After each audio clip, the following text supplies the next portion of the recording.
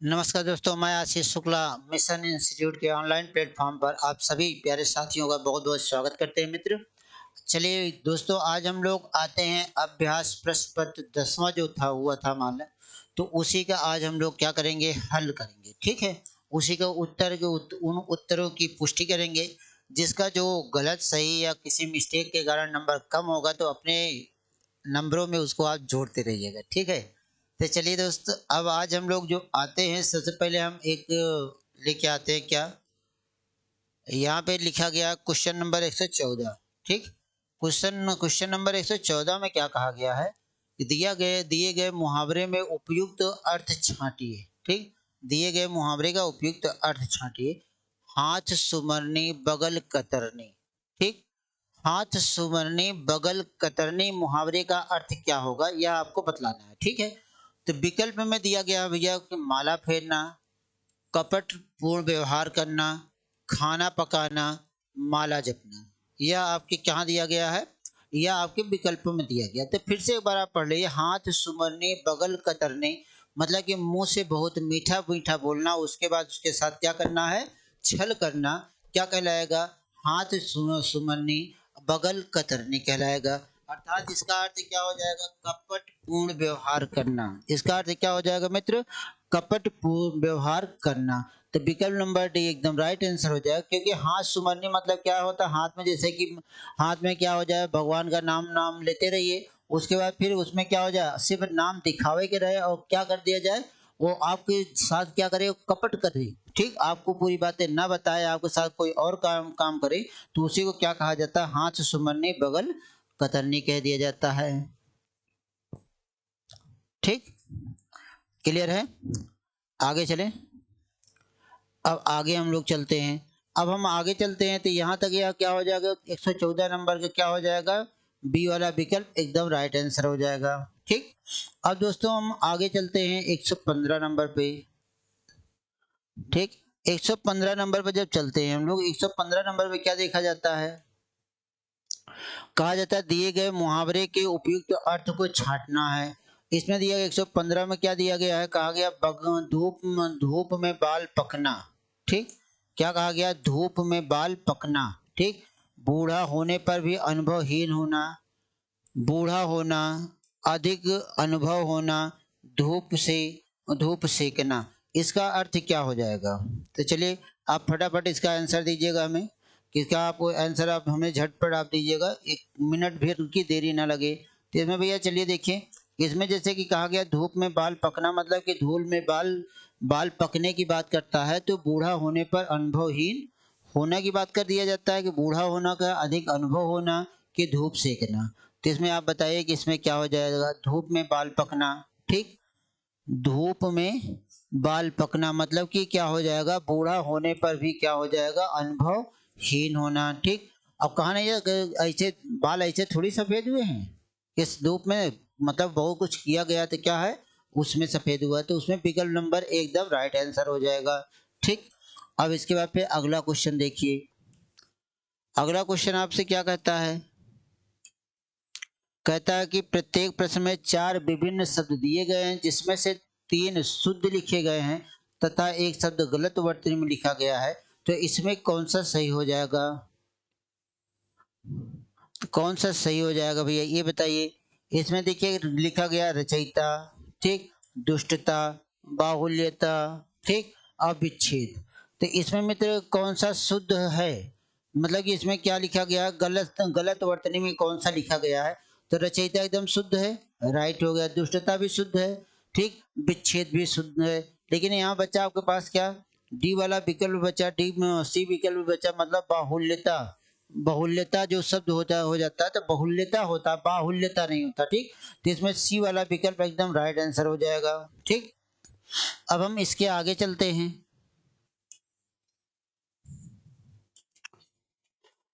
117 number पे चलते हैं, ठीक। क्वेश्चन नंबर 117 में दिए गए प्रश्न में 4 विभिन्न शब्द दिए गए हैं, जिसमें से 3 शुद्ध लिखे गए हैं और एक शब्द क्या लिखा गया, गलत वर्तनी में लिखा गया है। तो चलिए भैया बताइए, इसमें लिखा गया शब्द पूजनीय, आरोग्य, सदैव और पंडित, ठीक। और क्या लिखा गया, पंडित शब्द लिखा गया है। क्या लिखा गया, पंडित लिखा गया है। ठीक, इतने शब्द लिखे गए। तो इतने शब्दों में कौन सा शब्द शुद्ध अशुद्ध वर्तनी में लिखा गया है? देखिए, आरोग्य निदान होता है, सही है। सदैव भी शब्द सही है, पंडित भी शब्द सही है। बचा आपके पास क्या, पूजनीय लिखा गया है। इस पूजनीय को क्या कैसे लिखा जाएगा भैया, ये आप देखिएगा। जब हम पूजनीय लिखते हैं तो यहाँ पे पूजनीय होता है। ठीक, क्या हो जाता है, पूजनीय होता है, ना कि पूज्यनीय होता है। यहाँ जहाँ आधा नहीं होता, पूरा होता है, पूजनीय होता है। ठीक, यह शुद्ध हो जाएगा। यही शब्द क्या है, अशुद्ध लिखा गया है। ठीक, 117 का ए वाला क्या लिखा गया है, यहाँ क्या है, अशुद्ध लिखा गया है। ठीक, यह क्या हुआ, अशुद्ध लिखा, बाकी सब शुद्ध लिखे गए हैं। ठीक, बात क्लियर है। अब हम लोग आगे बढ़ते हैं। अगला क्वेश्चन देखा जाए। अगला क्वेश्चन क्या कौन सा होता है, 118। कौन सा होता है, 118। मतलब वाक्य की त्रुटियों को हमें देखना है। ठीक, 118 में देखिए कहा गया, कुत्तों को डंडा से मत मारो, कोई त्रुटि नहीं है। चारों विकल्प पढ़ लिया हमने। अब हमने आपको उस दिन भी वीडियो हमने बताया, जब आपसे इस तरह से वाक्य की बात कही जाएगी तो आप हमेशा यह याद रखिएगा, इन वाक्यों को पहले आप लिख कर देखिएगा। जैसे अगर हम लिखते हैं कुत्तों को, हमने लिखा कुत्तों को डंडा से, डंडा से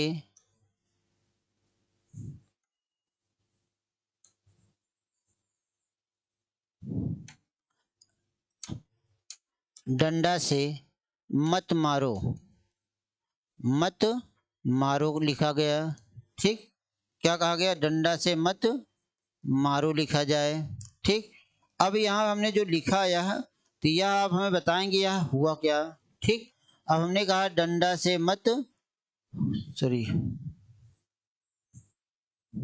डंडा से मत मारो लिखा गया।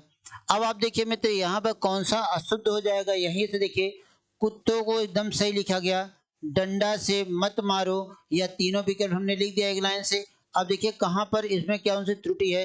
अब त्रुटि क्या है, यही डंडा जो शब्द है, यही कुत्तों को कुत्तों कहा गया है, तो डंडा होगा नहीं, तो डंडे हो जाएगा। डंडे से मत मारो, डंडे से मत मारो हो जाएगा। ठीक, अब ध्यान दिया, अगर ये छोटे छोटे शब्द ही गलत होते हैं, कहा जाए कुत्तों को डंडे से मत मारो, अर्थात विकल्प नंबर बी यही क्या हो जाएगा, गलत हो जाएगा। ठीक, क्या हो जाएगा, या गलत हो जाएगा। यहाँ जहाँ डंडा से है वहां पे क्या हो जाएगा, डंडे से हो जाएगा। क्या हो जाएगा, डंडे से हो जाएगा। ठीक, अब अगला क्वेश्चन देखते हैं।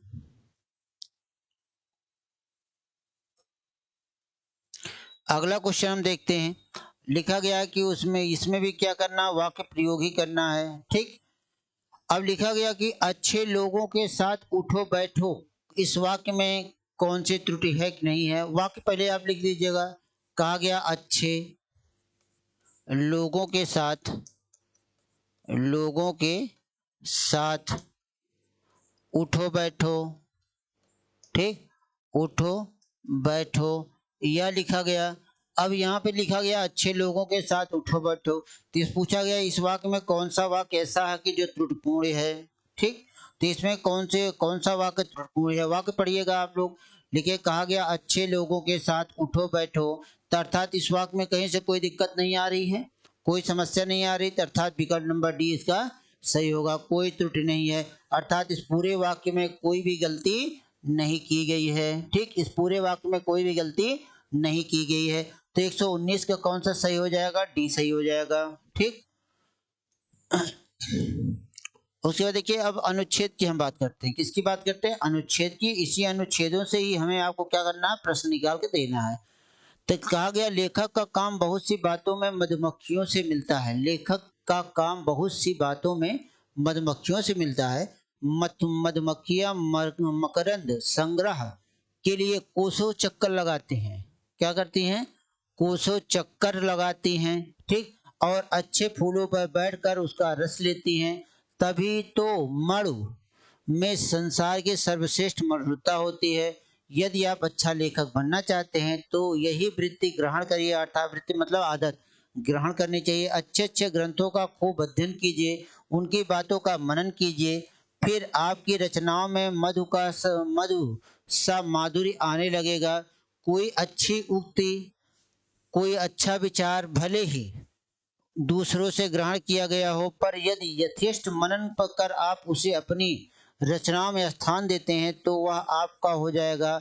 मनन पूर्ण लिखी हुई सामग्री के संबंध में शीघ्र शीघ्र किसी को यह कहने का साहस ही न होगा, यह अमुक स्थान से ली गई है, यह उच्छिष्ट है। जो बात आप भली भांति आत्मसात कर लेंगे। ठीक, पैराग्राफ को आप ध्यान से पढ़िएगा। ठीक है, अब लिखा गया आपकी रचनाओं में मधु का सा माधुर्य आने लगेगा यदि आप मधुमक्खियों के छत्ते पे बैठने ही न दें। ठीक, यदि मधुमक्खियों की वृत्ति अपना लें। ठीक, आप काटने के डर से मधुमक्खियों के पास ही न जाएं। ठीक, और आप मधुमक्खियों की तरह ही भिन भिनाते रहें। इसमें आप बताइए कि इसमें कौन सा सही हो जाएगा। ध्यान दीजिएगा, हमने कहा कि अच्छे फूलों पर बैठकर उसका रस लेती हैं तो मधु संसार के सर्वश्रेष्ठ होती हैं। ठीक है, अब उसके बाद कहा जाए ये अच्छा लेखक बनना हो तो यदि आप वृत्ति ग्रहण कर लेते हैं तो अच्छे ग्रंथों की खूब अध्ययन कर सकते हैं। ठीक, तो अब देखिए कि आपकी रचनाओं में मधु सा क्या हो जाएगा, माधुर्य आने लगेगा। ठीक, कब आने लगा, जब आप उसके ग्रहण कर लेंगे। आज मधुमक्खियों की वृत्ति अपना ले तो मतलब अच्छे अच्छे जगह अच्छे अच्छे किताबों को अगर आप पढ़ने लगेंगे, पढ़ते रहेंगे, तो यहाँ पे यह जो उत्तर आया है यह क्या हो गया, यहीं से निकाल कर खूब अध्ययन कीजिए, उसकी बातों का मनन कीजिए, अपनी रचनाओं में मधुसा माधुर्य लाने लगिए। तो आपकी रचनाओं में मधुसा माधुर्य आने लगेगा यदि कब, जब आप खूब अच्छे अच्छे खूब उनकी बातों का मनन करेंगे, वृत्ति ग्रहण करेंगे, अच्छी उक्ति अच्छा विचार लाएंगे, तब उसमें से क्या हो जाएगा, दूसरी की बातों को आप ग्रहण करेंगे। अर्थात विकल्प नंबर बी एकदम राइट आंसर हो जाएगा। 120 का क्या हो जाएगा, बी वाला एकदम सही हो जाएगा। ठीक, क्लियर है, कोई दिक्कत। अब इसके बाद फिर अगला क्वेश्चन देखते हैं।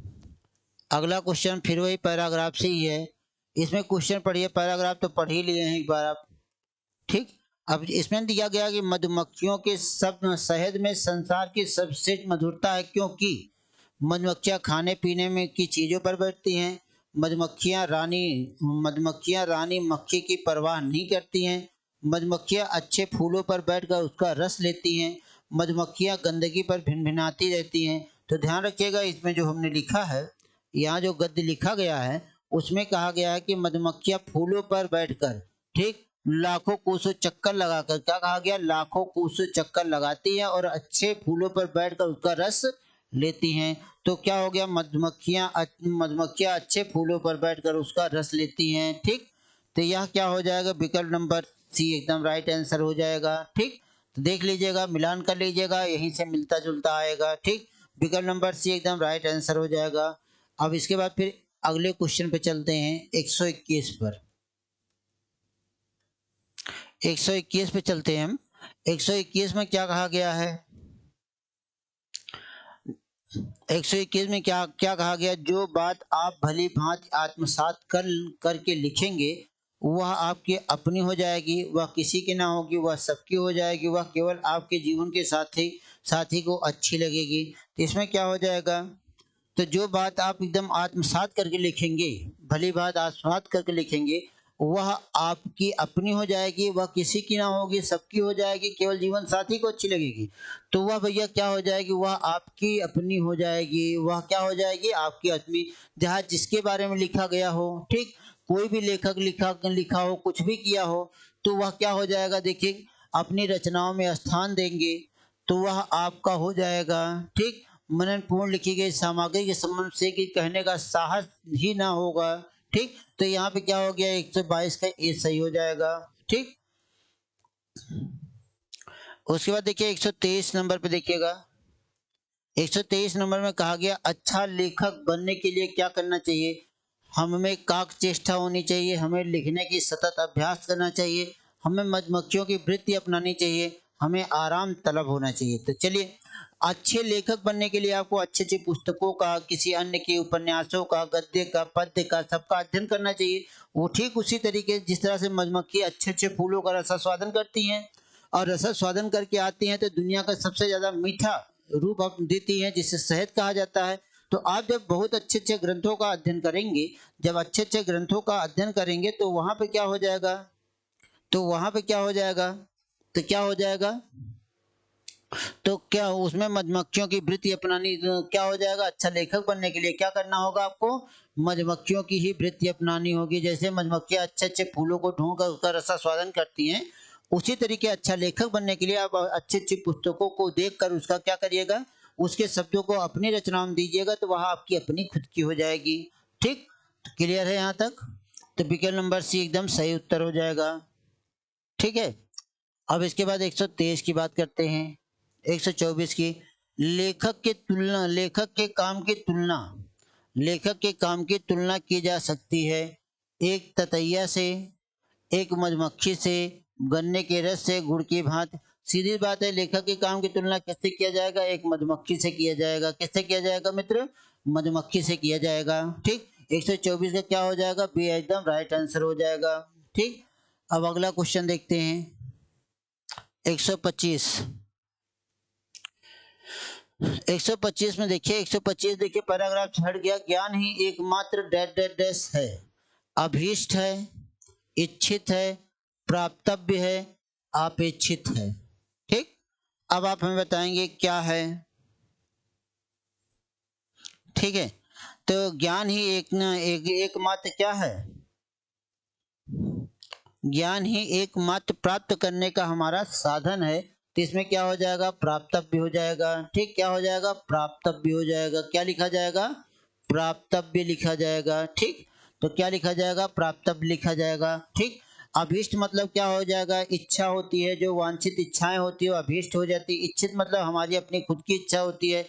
अपेक्षित मतलब जहाँ पे हम कुछ ना कुछ देखकर, किसी ना किसी के द्वारा सुनकर उसकी अपेक्षा करके आगे बढ़ते हैं। ठीक है, तो यहाँ पर ज्ञान ही एकमात्र प्राप्तव्य है। ठीक, प्राप्तव्य मतलब प्राप्त करने का साधन है, प्राप्त करने का क्या है, साधन है। ठीक, प्राप्तव्य क्या होता है, प्राप्त करने का साधन लिखा जाता है। ठीक, उसे प्राप्तव्य कहा जाता है। अब इसके बाद फिर अगला क्वेश्चन देखते हैं, 125 के बाद 126 देखते हैं। ठीक, अब देखिए मित्र, यहाँ पे क्या कहा गया है, कहा गया है कि that that that that dash लिखा गया है, राशि सदुपयोग करना ही बुद्धिमानी है। तो हस्तगत राशि उपयोग करना कि सहज रास, अधिक रास, पराई रास। इसमें आप बताएंगे इसमें कौन सा हो जाएगा। तो देखिए ध्यान रखिएगा, राशि की बात कर रहा है तो सहज कोई राशि होती नहीं, अधिक कोई राशि होती नहीं, पराई कोई राशि नहीं होती है। तो विकल्प आपके पास बचता है क्या, हस्तगत। तो यहाँ पे क्या हो जाएगा, हस्तगत। क्या हो जाएगा, हस्तगत राशि का सदुपयोग करना ही क्या हो जाएगा, बुद्धिमानी कहलाएगी। ठीक, क्या कहलाएगा, बुद्धिमानी कहलाएगी। ठीक, सहज मतलब सरल हो गया, अधिक मतलब ज्यादा हो गया, पराई मतलब दूसरी की होगी। ठीक है, तो उसमें दूसरी की राशि का सदुपयोग किया नहीं जाएगा, केवल किया जाएगा तो अपनी ही कहा जाएगा, हस्तगत कहा जाएगा। 126 का क्या हो गया, ए हो गया। ठीक, उसके बाद देखिए 127, 127 का, 127 में लिखा गया चतुर्धन कोण की सही संविच्छेद क्या होगी। ठीक, अब भैया मित्र देखिएगा, यहाँ पे लिखा गया चतुर्धन कोण लिखा गया है। ठीक, अब विसर्ग के पहले क्या आया है, ओ। किसके पहले आया, विसर्ग पहले, विसर्ग बाद क्या आया, काखा आया है। तो विसर्ग का किसके साथ परिवर्तन होगा, मूर्धन्य सा के साथ हो जाएगा। तो पद क्या लिखा जाएगा, चतुष्कोण लिखा जाएगा। अब आप देखिए इस तरह का पद बन रहा है, चतुर्कोण लिखा गया है, चतुष्कोण लिखा गया है, चतुर्कोण लिखा गया, चतुर्कोण। तो बी वाला विकल्प एकदम राइट आंसर हो जाएगा। संधि कौन सी होगी, विसर्ग संधि हो जाएगी। कौन सी हो जाएगी, विसर्ग संधि हो जाएगी। ठीक, संधि कौन सी हो जाएगी भैया, विसर्ग संधि हो जाएगी। बात क्लियर है यहाँ तक, बात क्लियर है ना। आगे चलते हैं, 127 की बात करते हैं। 127 में दिया गया, दिए गए वाक्यों में रिक्त स्थान के, सॉरी तो बल गलत है। 128 क्वेश्चन देखिए, उतधन हार का सही संविच्छेद क्या होगा। ठीक, जिसमें उद्धार लिखा गया, उर्हार लिखा गया, उद्हार लिखा गया, उतहार लिखा गया। अब देखिए भैया कि जब आपसे कहा जाए उद्धन हार, तो अब ध्यान रखिएगा, व्यंजन संधि में एक नियम आता है, व्यंजन संधि का एक नियम आता है। और उस नियम में क्या कहा जाता है कि अगर ता के बाद क्या होगा, हा हो, तो ता का परिवर्तन किसके साथ होगा? धा के साथ। और हा का परिवर्तन किसके साथ हो जाएगा? धा के साथ हो जाएगा। जब दोनों को मिला देंगे तो यह रूप आ जाएगा। तो यह क्या हो जाएगा? यहाँ ता का क्या हो जाएगा? धा के साथ परिवर्तन होगा। हा का परिवर्तन किसके साथ होगा? धा के साथ हो जाएगा। ठीक, किसके साथ हो जाएगा? धा के साथ हो जाएगा। ठीक, जब धा के साथ हो जाएगा, दोनों को हमने मिला दिया तो क्या बन गया? यह बन गया। ठीक, तो अब देखिए शब्द क्या बन जाएगा? शब्द क्या बन जाएगा? उद्वार बन जाएगा। क्या बन जाएगा? उद्वार बन जाएगा। द और धा को उच्चारण यहाँ आया ना, तो इसमें कौन सा सही हो जाएगा? विकल्प नंबर एकदम राइट आंसर हो जाएगा। और संधि कौन सी होगी? तो संधि कौन सी होगी? व्यंजन संधि होगी। संधि कौन सी होगी? व्यंजन संधि हो जाएगी। ठीक, क्लियर है? 128 का क्या हो जाएगा? ये हो जाएगा। ठीक, क्लियर है? आगे चलते हैं।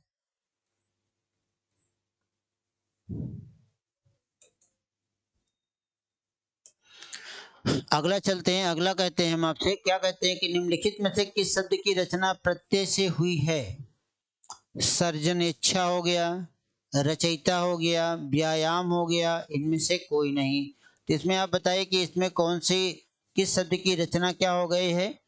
किससे? प्रत्यय से हुई है। ठीक, तो अब यहाँ देखिए कि यहाँ सर्जन धन इच्छा हो जाता है। क्या लिखा जाता है? इसके एक शब्द लिखा जाता है सर्जन, और इसमें क्या लिखा जाता है? इच्छा। ठीक, अब यहाँ आ गया, आ का ई से मेल हो जाता है, तो दोनों मिल के क्या बना जाते हैं? ए। तो क्या बन जाता है? सर्जन इच्छा। ठीक, अब यहाँ पे क्या क्या कहा जाता है? विधन आयाम।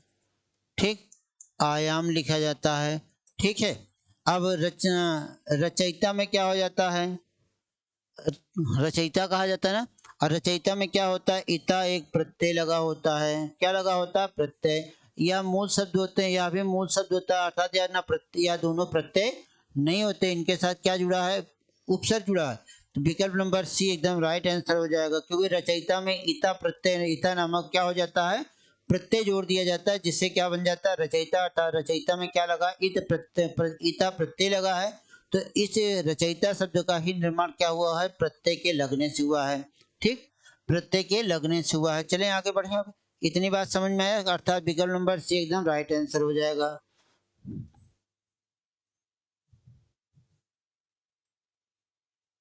अब इसके बाद फिर हम अगला देखते हैं। अगला कौन सा होता है? अगला कौन सा होता है? इसमें लिखा गया है कि अध्यात्म धन एक प्रत्यय से क्या बनेगा? आध्यात्मिक बनेगा, आध्यात्मिक बनेगा, आध्यात्मिक बनेगा, आध्यात्मिक बनेगा। ठीक, तो चलिए मित्र, तो बहुत बार पूछा गया आपके एग्जाम में, जब भी किसी शब्द के अंत में एक प्रत्यय लग जाता है तो वहां हमेशा क्या पहला वाला पद क्या हो जाता है? बड़ा हो जाता है। क्या लिखा जाता है? आध्यात्मिक लिखा जाता है। ठीक, क्या लिखा जाता है? आध्यात्मिक लिखा जाता है। विकल्प नंबर बी एकदम राइट आंसर हो जाएगा। अगर मान लो कोई और इसमें विकल्प आया होगा तो आप लोग इसको आप एकदम सही कर लीजिएगा। इसमें क्या हो जाएगा? आध्यात्मिक हो जाएगा। ठीक है, इसमें क्या हो जाएगा? बी वाला सही हो जाएगा, आध्यात्मिक लिखा जाएगा, हमेशा बड़ा हो जाएगा। ध्यान दीजिएगा कि जब भी किसी भी शब्द के अंत में एक प्रत्यय लगा होगा, तो जिस शब्द के अंत में एक प्रत्यय लगा होगा तो वहां हमेशा पहला वाला पद क्या हो जाएगा? बड़ा हो जाएगा। जैसे अगर आपके सामने एक शब्द हम लिख देते हैं सर्वनाम, आपके यहाँ है, और इसके साथ इक लगा देते हैं तो क्या बन जाता है? सार्वनामिक बन जाता है। क्या बन जाता है? सार्वनामिक बन जाता है। ठीक, जब इतिहास के साथ हम इतिहास के साथ एक प्रत्यय जोड़ते हैं, तो एक जब प्रत्यय जोड़ते हैं तो वहां पर ऐतिहासिक लिखा जाता है। क्या लिखा जाता है? आय बन जाता है। ठीक, ऐतिहासिक हो जाता है। तो इस तरह से जब भी किसी शब्द के साथ एक प्रत्यय जुड़ जाएगा, वहां हमेशा क्या हो जाएगा? पद का पहला वर्ण क्या हो जाएगा? दीर्घ रूप हो जाएगा। तो यहाँ पर बी वाला विकल्प सही है। शायद आंसर की में ए लिखा गया तो यह गलत है, यह भी गलत है, यह भी गलत है। सही क्या है? बी। ठीक, क्लियर है? इसको आप सही कर लीजिएगा। आप लोग एक नंबर अपना बढ़ा लीजिएगा अगर कुछ गलती होगी तो। अब अगला जो क्वेश्चन दिया गया है, अगला जो क्वेश्चन दिया गया है कि कहा गया वाक्यांश के लिए एक शब्द ढूंढना है।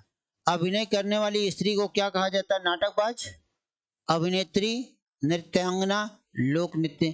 अभिनय करने वाली स्त्री नाटकबाज नहीं, सारी स्त्री नाटकबाज। ठीक, अभिनेत्री कौन होता है? जो अभिनय करने वाली होती है उसे हम क्या कहते हैं? अभिनेत्री कहते हैं। ठीक, नित्यांगना मतलब जो नाचने वाली होते हैं उसे नित्यांगना कहा जाता है। लोक नायिका मतलब लोगों को जो संदेश देती हैं, लोगों को अच्छे अच्छे गुणों का बोध कराते हैं, उसे लोक नायिका कहा जाता है। यह भी गलत है, यह भी गलत है, यह भी गलत है। बचा क्या? अभिनेत्री। क्या बचा? अभिनेत्री। अभिनय करने वाली स्त्री को क्या कहा जाता है? अभिनेत्री कहा जाता है। ठीक, क्लियर हो गई बात? तो कौन क्या कहा जाता है? अभिनेत्री कहा जाता है, ध्यान रखिएगा। ठीक है, आगे चलते हैं। अगला चलते हैं 132, क्वेश्चन नंबर 132 चलते हैं कि बिना वेतन के कार्य करने वाला व्यक्ति कौन हो जाता है? बिना वेतन के कार्य करने वाला व्यक्ति कौन होता है? बेकार होता है, सवैतनिक होता है, अवैतनिक होता है, वेतन भोगी होता है। ठीक, बेकार मतलब जो किसी काम का ना हो उसे हम क्या कहेंगे? बेकार कहेंगे। सा मतलब क्या हो जाता है? सा का अर्थ लगा है, सा का अर्थ क्या होता है? सहित। ठीक, अवैतनिक मतलब क्या हो जाता है? वेतन। जो वेतन सहित कार्य करता है उसे क्या कहा जाता है? सवैतनिक कहा जाता है। ठीक, अब यहाँ अवैतनिक लिखा गया, आ का अर्थ क्या होता है? नहीं। आ का अर्थ क्या हुआ? नहीं। वेतन मतलब कि वेतन लिए। ठीक, बिना वेतन के। आ का मतलब क्या हुआ? बिना, नहीं लेगा वेतन। ठीक, वेतन भोगी मतलब वेतन का भोग करने वाला, वेतन का भोग करने वाला। ठीक, भोग करने वाला मतलब वेतन उठाने वाला। तो अब देखिए कि इसमें जो चारों विकल्प दिया गया उसमें क्या हो गया? बिना वेतन के कार्य करने वाले को क्या कहा जाएगा? अवैतनिक कहा जाएगा। क्या कहा जाएगा? अवैतनिक कहा जाएगा। बात क्लियर है? अब इसके बाद फिर हम आगे बढ़ते हैं। 133, 133 से देखते हैं भैया। लिखा गया कि प्रश्न में 3 स्त्रीलिंग दिया गया है, एक पुल्लिंग शब्द दिए गए हैं। पुल्लिंग शब्द को छांटना है। विकल्प में है खटमल, रेल, अस्त्र और लू। अब ध्यान रखिएगा कि जब भी लिंग को छांटना होगा तो लिंग को किससे जोड़ेंगे आप? लिंग को किससे जोड़ेंगे? लिंग को हमेशा आप क्रिया से जोड़ दीजिएगा। किससे जोड़ेंगे? क्रिया से। जैसे ही जोड़ेंगे वहां पे तुरंत क्या हो जाएगा? लिंग की पहचान हो जाएगी। खटमल होता है। ठीक, रेल चलती है, रेल चलती है। ठीक, अस्त्र होता है। ठीक, चलाया जाता है। लू चलती है। ठीक, लू चलती है। अब यहाँ मित्र देखिए, यहाँ पे क्या हो गया? 4 विकल्प में 2 विकल्प ऐसा है कि जो स्त्रीलिंग है, 2 विकल्प ऐसा है जो पुल्लिंग है। तो मित्रों यह ध्यान रखिएगा, जिन बच्चों ने ए वाला विकल्प या सी वाला विकल्प चुना है वह यह दोनों विकल्प क्या कहलाएंगे? यह दोनों विकल्प क्या कहलाएगा? यह दोनों विकल्प क्या कहलाएंगे? क्या कहलाएंगे? पुल्लिंग कहलाएंगे। क्या कहलाएंगे? पुल्लिंग कहलाएंगे। ठीक, और यह जो दोनों विकल्प है यह क्या कहलाएगा? स्त्रीलिंग कहलाएगा। ठीक, क्या कहलाएगा? स्त्रीलिंग कहलाएगा। ठीक, क्या कहलाएगा? स्त्रीलिंग। तो जो यहाँ पे पुल्लिंग शब्द छाटना, जिन बच्चों ने ए अथवा सी में कोई भी एक लगाया है वो अपना नंबर जोड़ लेंगे। वह दोनों शब्द क्या है? पुल्लिंग है। रेल और लू क्या हो जाता है? स्त्रीलिंग हो जाता है। तो इसमें आप देख लीजिए खटमल भी पुल्लिंग होता है और अस्त्र भी पुल्लिंग होता है। ठीक है, तो इसको आप देख लीजिएगा, अपने हिसाब से अपना सेट कर लीजिएगा। जिन लोगों ने ए अथवा सी में कोई भी एक चुना होगा तो वो अपना नंबर जोड़ लेगा। ठीक, क्योंकि यह ए और सी दोनों क्या है? पुल्लिंग है। बी और डी क्या है? दोनों क्या है? स्त्रीलिंग है। ठीक,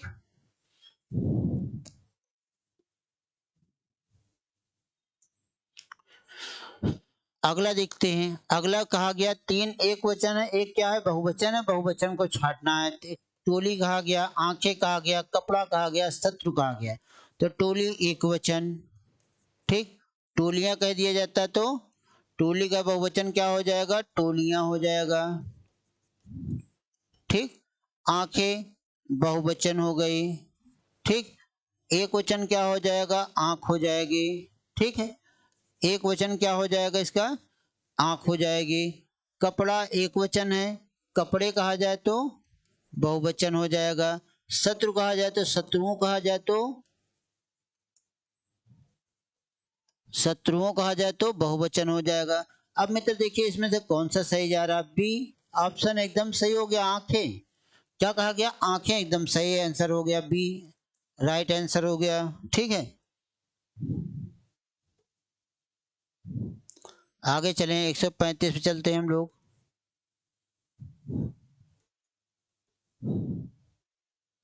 कहा गया जितना गुड़ डालोगे उतना ही मीठा होगा। वाक्य में प्रयुक्त शब्द जितना और उतना कौन सा सर्वनाम होता है? तो सीधे वह प्रश्नवाचक होता है, पुरुषवाचक होता है, संबंध होता है, निश्चय होता है। तो सीधा उत्तर आप दीजिएगा क्या, जितना और उतना क्या हो जाएगा, संबंधवाचक हो जाएगा। ठीक, जितना उतना संबंधवाचक ये हो इसलिए हो जाता है कि जैसे जो सो संबंधवाचक होता है, और जा से ओ से ऊ से जितना भी सर्वनाम के शब्द दिखाई देंगे वो हमेशा क्या हो जाएंगे, संबंधवाचक हो जाएंगे। क्या हो जाएंगे, जितना उतना, ठीक, जैसा वैसा, जिसका जिसकी, ठीक, उसका उसकी, यह सारे शब्द क्या हो जाएंगे, हमेशा क्या हो जाएंगे, संबंधवाचक सर्वनाम में आ जाएंगे। विकल्प नंबर बी राइट आंसर हो जाएगा। तो 135 का बी वाला एकदम आप सही कर लीजिएगा।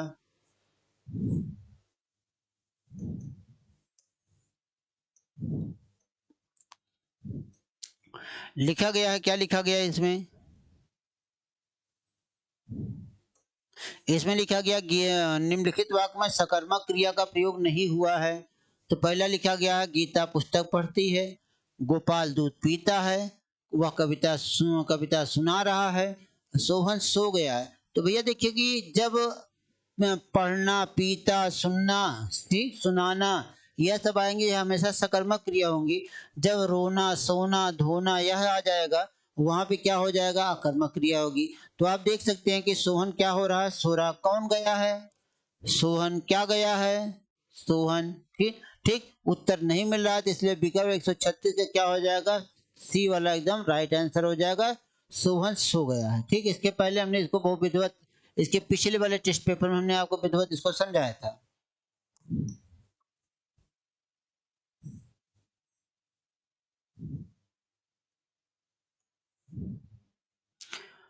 अब नीचे लिखा गया कि नीचे 3 स्त्रीलिंग व एक पुल्लिंग शब्द दिए गए हैं। पुल्लिंग शब्द को छांट लेना है। ठीक, दही है, मही है, पुड़िया है, खाद है। तो देखिए, मही होती है, पुड़िया बनाई जाती है, खाद डाली जाती है। ठीक है, दही होता है। दही शब्द क्या हो जाएगा भैया, पुल्लिंग हो जाएगा, या कई बार एग्जाम में पूछा गया, अर्थात 137 का एकदम राइट आंसर हो जाएगा। ठीक, दही होता है, खट्टा होता है, ठीक, जमाया जाता है, या बहुत सारे शब्द होता है ना, क्रिया से जोड़ देंगे तो लिंग अपने आप पता चल जाएगी। ठीक है, तो यहाँ पे क्या कर रहे हैं, 137 का ए कर दीजिएगा। और उसके बाद फिर देखिए 138 क्वेश्चन नंबर, फिर वहीं पे क्या करना है, पुल्लिंग ही शब्द छांटना है। ठीक, पुल्लिंग शब्द भात, बात, लात और रात। भात बनाया जाता है, क्रिया से जोड़ दिए, भात बनाया जाता है, बात होती है, ठीक, लात मारी जाती है, लात मारी जाती है, ठीक, और रात होती है। ठीक, अब देखिए कि हमने यह वाक्य में प्रयोग कर दिया, सबको क्रिया से जोड़ दिया। ठीक, सबको हमने क्रिया से जोड़ा। अब यह जब हमने क्रिया से जोड़ दिया तो आप इसमें निकाल सकते हैं ना आराम से कि इसमें कौन सा लिंग है, कहाँ पे पुल्लिंग है। तो आप ध्यान रखिए कि यहाँ पे भात बनाया जाता है, पकाया जाता है, खाया जाता है। तो विकल्प नंबर ए एकदम राइट आंसर हो जाएगा। 138 का ए एकदम सही हो जाएगा। ठीक है, भले ही कहा जाता आहारों के नाम, आहारों के नाम स्त्रीलिंग होते हैं, रोटी सब्जी पूड़ी कचौड़ी सब स्त्रीलिंग होगी, लेकिन वहां पर एक भात शब्द जो आता है वो हमेशा पुल्लिंग हो जाता है। तो भात बनाया जाता है, पकाया जाता है, खाया जाता है। ठीक है, आगे चलें। अब 139 देखते हैं। अब देखिए 139 में अगर हम देखते हैं कि कहा गया निम्नलिखित में से कौन सा युग्म सही नहीं है, कोर किनारा, कौर ग्रास, जवान जीभ, ठीक, गज हाथी। ठीक, कोर मतलब किनारा होता है, सही है। कौर मतलब ग्रास मतलब निवाला, ठीक, जो रोटी टुकड़ा हुआ डालते हैं निवाला कहा जाता है। ठीक है, क्लियर है। जवान जीभ नहीं होता, गज हाथी होता है। तो विकल्प नंबर सी जवान मतलब क्या हो जाता है, जो यंग वाले होते हैं वो जवान होते हैं।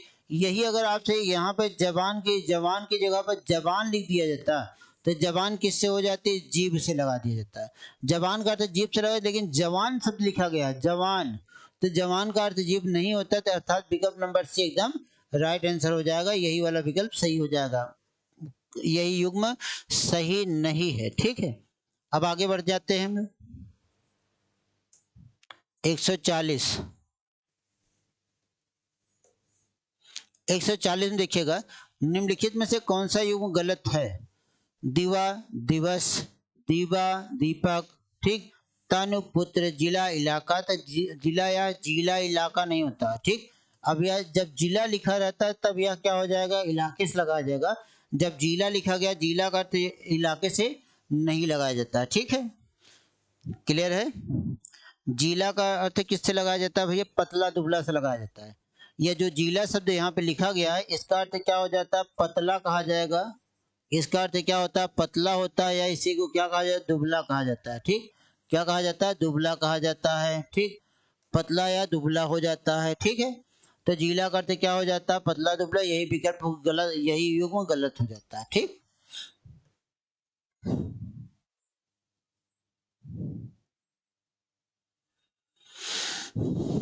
141 क्वेश्चन नंबर कहा गया 141। कहा गया रहीमन जीवा बावरी, कह गई सड़क पताल। हापहु, हापो नहीं गा, आपहु तो यहाँ पे ये शब्द सुधार लीजिएगा। कहा जाता आपहु, आपहु तो भीतर गई जूती खाए। क्या खाए, जूती खाए। क्या खाएगी यह आप जानिएगा, ठीक। क्लियर है। चलिए देखिए, कहा गया रहीमन जीवा बावरी, कह गई सड़क पताल। आपो तो भीतर गई जूती खाए। आगे हम भी नहीं बताएंगे। हाँ, अब देखिए रहीमन जी ने क्या कहा था कि रहीमन जीवा बावरी, मतलब कि हे भगवान, जो जीवा है यह क्या है, बहुत बावरी है, कब क्या भूल जाए कोई भरोसा नहीं है, ठीक। और कब स्वर्ग की सड़क की बात करे, कब पाताल की, कब ऊपर की बात करे, कब नीचे की बात करे, कब किसकी बुराई करे, कब किसकी बड़ाई करे, ठीक। या कोई वो निश्चित नहीं है। कहा गया रहीमन जीवा बावरी, इतनी पागल सी है जीवा, ठीक है। कब किसकी बड़ाई कर देता, कब नहीं करता है, ठीक।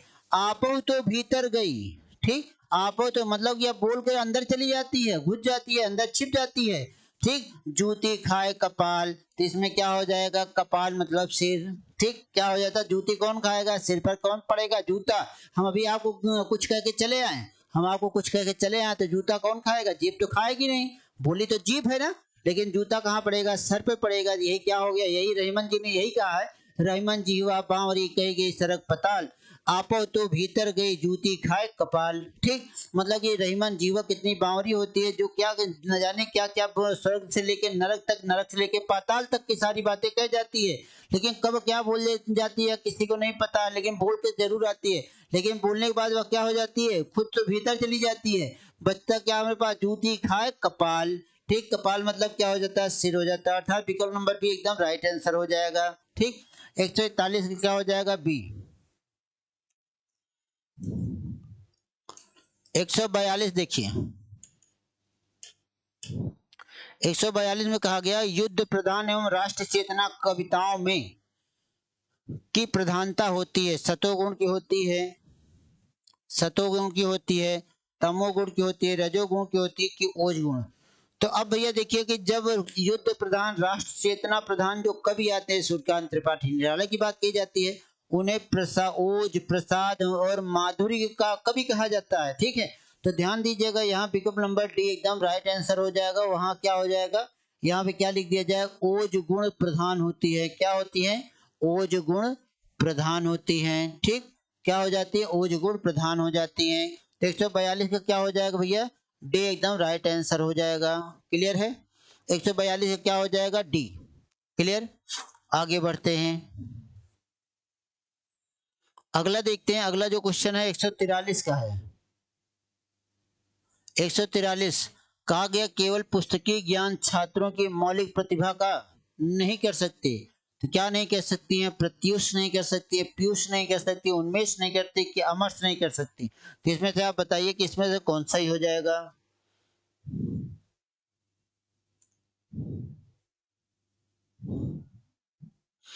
देखिए क्वेश्चन को आप एक बार फिर से पढ़िएगा। केवल पुस्तकीय ज्ञान छात्रों की मौलिक प्रतिभा का क्या नहीं कर सकती हैं, बढ़ा नहीं सकती हैं। वो बढ़ा नहीं सकते हैं, तो बढ़ाना मतलब क्या, उन्मेष नहीं कर सकती हैं। तो विकल्प नंबर क्या हो जाएगा, सी एकदम राइट आंसर हो जाएगा। उन्मेष का अर्थ क्या हो सकता है, क्या होगा, प्रकट करना होता है। क्या होता है इसका अर्थ, प्रकट करना होता है। क्या होता है, प्रकट करना होता है। पीयूष का अर्थ क्या होता है, अमृत से लगाया जाता है। किससे लगाया जाता है, अमृत से लगाया जाता है। जब आपसे प्रत्युष कहा जाता है, प्रत्युष का अर्थ क्या कहा जाता है, प्रत्युष का अर्थ जो किससे लगाया जाता है, सूर्य से लगाया जाता है या डाउन से लगाया जाता है, ठीक। या किससे लगाया जाता है, अमर्थ मतलब क्या हो, जो अमर्थ का अर्थ क्या हो जाता है, जो कोई बिना आवेश का होता है, ठीक।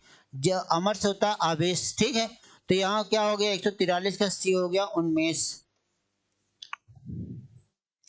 144 में देखिएगा, 144 अब कहा गया कि 4 विकल्प लिए गए जो भरना भरो।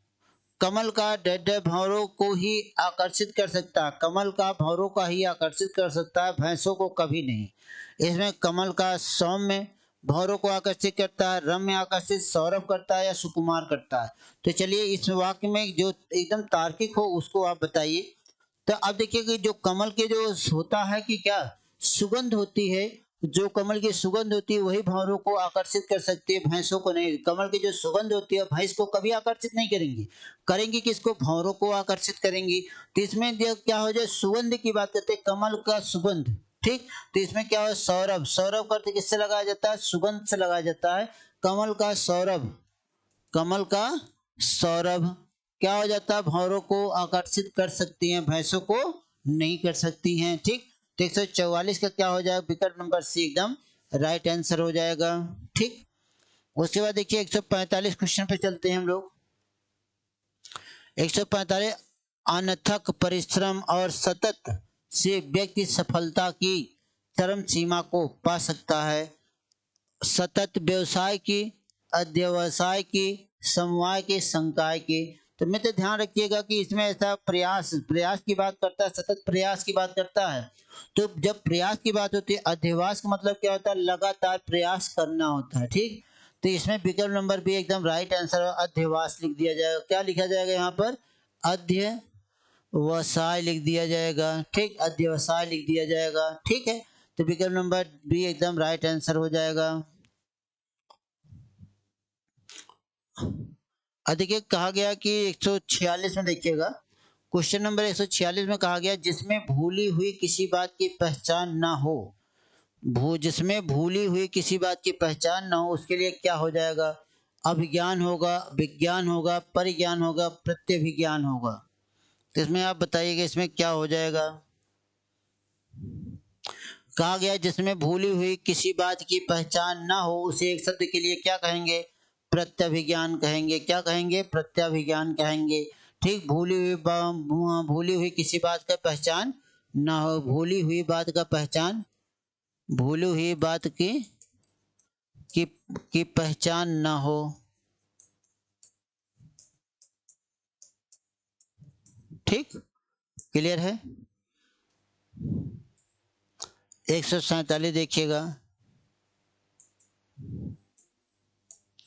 147 में कहा जाता है बिना अधिकार के पराई वस्तु को काम में लाना परिभोक्ता कहलाता है, परिभोग कहलाता है, अनधिकारी कहलाता है, अनधिकृत कहलाता है, ठीक। अब बिना अधिकार के पराई वस्तु को काम में लाना क्या कहलाता है, तो आप बताइए कि 147 का क्या हो जाएगा, ठीक। तो बिना अधिकार के पराई वस्तु को काम में लाना क्या हो जाए, परिभोग हो जाए। परि मतलब दूसरे की वस्तु का जब भोग करेंगे उस पर आपका कोई अधिकार नहीं होगा तो वह क्या कहलाएगा, परिभोग कहलाएगा। परिभोक्ता का मतलब क्या हो जाए, जो पहले से भोगा हुआ है। अनधिकारी मतलब जिसका कोई अधिकार ना हो। अनधिकृत मतलब जिसका कोई अधिकार आधिपत्य स्थापित ना हो, ठीक। तो दूसरे बिना अधिकार के पराई वस्तु का को काम में लाना परिभोग कहलाएगा। क्या कहलाएगा, परिभोग कहलाएगा। 147 का बी वाला एकदम सही आंसर हो जाएगा, ठीक है। 148 की अगर हम बात करते हैं, 148 की बात करते हैं, गणित के सभी नियम उनके लिए हस्तामलकवत हैं, ठीक। अब इसमें क्या हो जाएगा, 148 का आप बताइए कि 148 का कौन सा सही हो जाएगा। तो इसमें क्या हो, मलकवत हो जाएगा, मतलब कि क्या हो जाएगा, उनके लिए क्या हो जाते हैं, बहुत आसान हो जाते हैं। गण के सभी नियम उनके लिए क्या हस्तामलवकत हो जाते हैं, तो मतलब बहुत आसान हो जाता है, ठीक है। 148 का डी वाला एकदम राइट आंसर कर लीजिएगा। अगला चलते हैं हम लोग। अगला क्या कहा जाता है आपसे, क्या कहता है, उस सूची भेद अंधकार में हाथ को हाथ ही नहीं सूझता था। अब इनमें सूची भेद, भेद घ, भेद अंधकार में साथ में हाथ को हाथ नहीं सूझता था, इसके लिए कौन सा एक शब्द हो जाएगा उसको आप बताइएगा। 149 में देख लीजिएगा। देखिए सूची भेद नहीं लिखा जाता भैया, इसमें जो सूची भेद शब्द लिखा गया है यह क्या हो जाएगा, सूची भेद लिखा जाएगा। ठीक, क्या लिखा जाएगा, सूची भेद लिखा जाएगा। अब देखिए यह वाला पद कहीं है शुद्ध इसमें, सूची भेद, तो विकल्प नंबर सी तभी गलत हो गया भाई। इसमें क्या लिखना है आपको,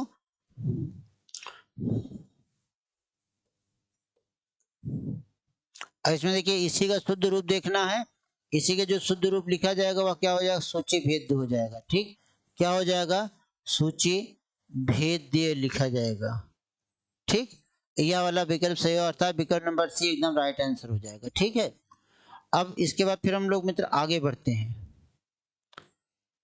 अब इसमें देखिए कि इसमें लिखा गया है, क्या लिखा गया है, प्रत्यावर्तन का कर सही शत्रु सेना पर आक्रमण कर चंद्रगुप्त ने उसकी कमर ही तोड़ दी। तो यहाँ प्रत्यावर्तन, इसका सही रूप क्या हो जाएगा भैया, प्रत्यावर्तन। क्या हो जाएगा, प्रत्यावर्तन हो जाएगा। विकल्प नंबर डी एकदम राइट आंसर। हो कैसे जाएगा, तो जैसे कहा जाए प्रतिधन आवर्तन, प्रतिधन आवर्तन की बात करते हैं तो प्रत से क्या मिलता है हमें, ई मिलता है, ई के बाद आ दिखाई देता है, ई का क्या बनता है, या बनता है, बड़े या की मात्रा लग जाता है तो शब्द क्या बन जाता है, प्रत्यय। या का उच्चारण यहाँ पर हुआ, उसके बाद फिर क्या लिखा जाता है, वर्तन, तो क्या हो जाता है, प्रत्यावर्तन की बात हो जाती है। तो विकल्प नंबर बी एकदम राइट आंसर हो जाएगा। ठीक, विकल्प नंबर बी क्या हो जाएगा, एकदम सही उत्तर हो जाएगा। बात क्लियर है दोस्तों। चलिए, अगर मान लो कहीं कोई गड़बड़ी होगी तो आप लोग मुझे जरूर बताइएगा। बाकी हमने अपने और आपके तरीके से बहुत ही इसको बेहतर हमने हल करवा दिया। ठीक है दोस्तों, तो चलिए आज यह अभ्यास प्रश्न पत्र 10वें की श्रृंखला समाप्त होती है। अब 11वें की श्रृंखला आपको कल मिलेगी, उसका आंसर शीट आपको कल मिलेगा। चलिए दोस्तों, तब तक के लिए आप सभी मित्रों को, सभी प्यारे साथियों को, दोस्तों को, ठीक, अपने प्यारे छात्रों को, सभी को बहुत बहुत शुभकामना देना चाहता हूँ कि जल्दी से जल्दी उनके सर नौकरी लगे, सिपाही बने वो लोग। तो चलिए तब तक के लिए आप सभी लोगों को धन्यवाद, नमस्कार, जय हिंद, जय भारत।